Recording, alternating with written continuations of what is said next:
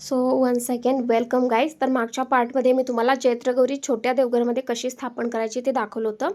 तर इथे मी डेकोरेशनचा पुढचा पार्ट तुम्हाला सांगते. तर इथे मी एमसील घेतलेला आहे, जे तुम्हाला हार्डवेअरच्या दुकानामध्ये सहज मिळतं. तर एमसीलमध्ये दोन प्रकारचे मिक्सचर असतात, एक ग्रे कलरमध्ये आणि एक ब्लॅक कलरमध्ये असतं. तर ते दोन्ही मिक्सचर तुम्हाला एकत्र करायचे असतात आणि या मिक्सचरपासूनच मी छोटे छोटे गोळे तयार करणार आणि आपल्याला त्याला आंब्याचा आकार द्यायचा आहे. कारण जर आपण छोट्या देवघरांमध्ये पूजा करतोय तर ऑफकोर्स गोष्टी या सगळ्या छोट्या छोट्या लागतात आणि आंब्याचं महत्त्व चैत्रगौरीमध्ये खूप आहे. त्यामुळे मग मी हा आंब्याचा आकार देऊन त्यांना येलो कलरचा ॲक्रिलिक पेंट दिलेला आहे. कारण जर ॲक्रिलिक पेंट तुम्ही दिला तर सहज 2-3 वर्ष तो व्यवस्थित टिकून राहतो.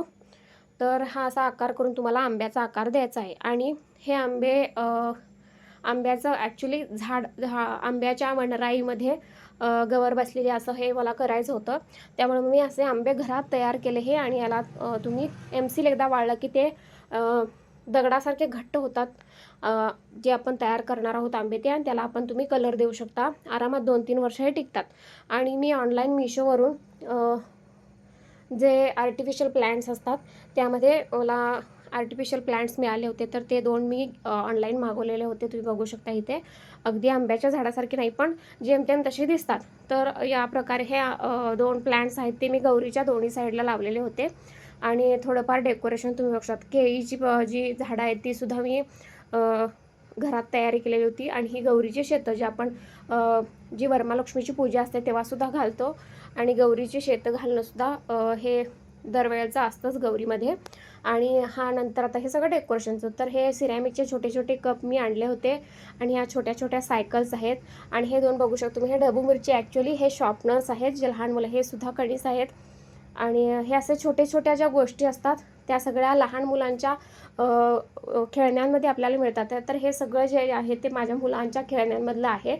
आणि हे छोटे या बघा तुम्ही, एक छत्री टाईप आहे, यामध्ये बडीशोपच्या गोळ्या आपल्याला मिळतात. आणि जे आपण किंडर जॉय वगैरे घेतो त्यांमध्ये अशा छोट्या छोट्या ज्या गिफ्ट वस्तू आलेल्या असतात तो मुलं 2 दिवस खेळतात आणि नंतर त्यांच्या लक्षात येत नाही.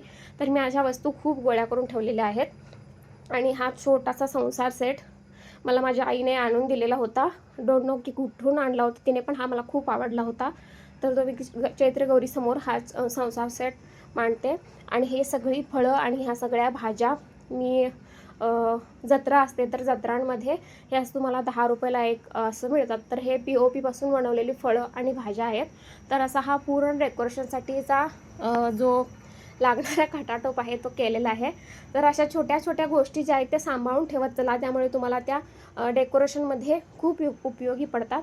आणि समोर बघू शकता तुम्ही, हे 2 हत्ती आहेत जे सिरॅमिकचे आहेत. आणि हे 2 बेंद्रामध्ये घेतलेले 2 छोटेसे बैल आहेत. आणि एक हे सूप आहे जे हळदी कुंकवाला कोणाचं तरी लग्नामध्ये गिफ्ट म्हणून आलेलं होतं. आणि पुढं आहे जे नैवेद्याचं ताट आहे ते क्रॉचेटचं बनवलेलं आहे, जे माझ्या आजीने मला बनवून दिलेलं होतं. तर नैवेद्य आपण हा सागर संगीत करतो गौरीसाठी, पण हे असं ठेवायला समोर छान दिसतं म्हणून मग मी हे ठेवलेलं होतं सगळं. आणि छोटीशी घागर आहे जे तुम्ही बघू शकता, तुम्ही पुढं ठेवलेले आहे मी. अगदी पितळेच्या तांब्याच्या घागरीसारखी दिसते. तर ती घागर मी नृसिंहवाडीमधून घेतलेली होती. तुम्ही बघू तिथे तुम्हाला अशा भरपूर वस्तू मातीच्या मिळतील. चूल मिळते किंवा आणि तुम्हाला जातं, पाटा, वरवंटा अशा खूप साऱ्या मातीच्या वस्तू रंगवलेल्या खूप छान छान 10-10 रुपयामध्ये तुम्हाला मिळतात. वाडीला गेलात तर नक्की बघा. तिथे खाली बसून रोडवर विकणारे लोक खूप असतात. आणि या समोर ज्या प्लेट्स ठेवलेल्या आहेत प्लॅस्टिकच्या त्यासुद्धा खेळण्यामधल्या आहेत. तर त्यामध्ये मी जे या दिवसांमध्ये धान्य येतं, जसं की हरभरा म्हणजे सुगीच्या काळामध्ये गुढीपाडव्यानंतर जे नवीन धान्य येतं, गहू, जे नवीन धान्य येतं ते सगळं देवीसमोर मांडायचं असतं. तर हे सगळे जे भाज्या आहेत ते टोमॅटो, भोपळा आहे, दोडका आहे, वांगी आहेत. तर या छोट्या छोट्या गोष्टी मी फक्त सगळ्या जत्रेमधून आणलेल्या होत्या, बघू शकताय तुम्ही. आणि या ह्यातल्या सगळ्या थोड्याफार गोष्टी मला माझ्या आज्यांनी दिलेल्या आहेत दोन्ही. कारण त्यांनासुद्धा माहिती आहे की मला या सगळ्या गोष्टी सांभाळून ठेवायची खूप आवड आहे. आणि या सगळ्या गोष्टी मी शक्यतो पूजांमध्येच वापरते डेकोरेशनसाठी. तर या सगळ्या गोष्टी मी दरवर्षी नवीन नवीन काहीतरी ह्यात ॲड होत जातं.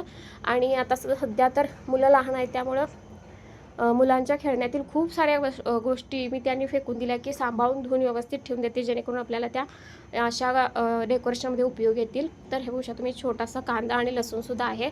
तर मी हे देवापुढे नाही ठेवत, पण याबरोबरच ते आलेलं होतं आणि खूप रिअलिस्टिक वाटतात. किचनमध्ये तुम्ही डेकोर म्हणून ठेवू शकता, खूप छान दिसतं, म्हणून मी ते 2 एक्स्ट्रा घेतलेले होते. आणि हा आहे अक्रोड. तर आणि हे बघू शकता हे सुद्धा जत्रेतून घेतलेला आहे, छोटासा फॅन गौरीसाठी.